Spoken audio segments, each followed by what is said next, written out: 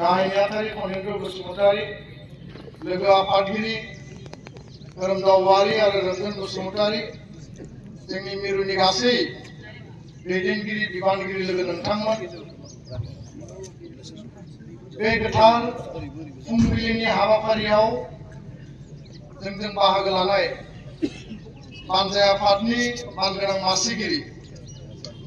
आरो Boro' Kachari welfare autonomous काउन्सिलनि deputy chief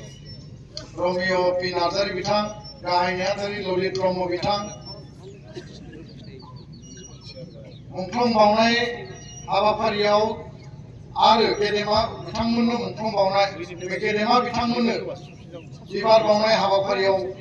हांख्रायनानै लाबोजानाय साहित्य academy बान्था मोनगिरि मानगोनां प्रेमानन्द मुसाहारि आदा बिथां, बर' थुनलाइ आफादनि मानगोनां गाहाय नेहाथारि नीलकान्त गयारी आदा बिथां, बर' थुनलाइ आफादनि आगुनि नेहाथारि हरेश्वर नार्जारी बिथां, आरो लोगोसे जों जोबोद खाफाल गोनां दिनै बे गासै जथुम्माखौ मदद होनो आरो गासै बिथिंनिफ्राय नोजोर होनानै जोंखौ थुलुंगाखांनाय होनो थाखाय एबसुनि आगुनि गाहाय नेहाथारि सासे गोख्रों बर' हारिनि दैदेनगिरि।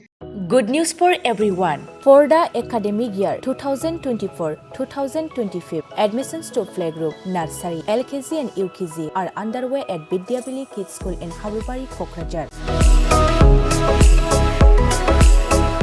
This Vidyavili Kids School has many facilities for students like smart class and daycare, indoor, outdoor game, art and craft workshop, playful learning, environment and dance room, modern teaching aids, audio visual room, good teachers, student one-on-one training on one language and speech development, experienced teachers, green knowledge. Why are you waiting for the admission? Call 6900 304050 for more details.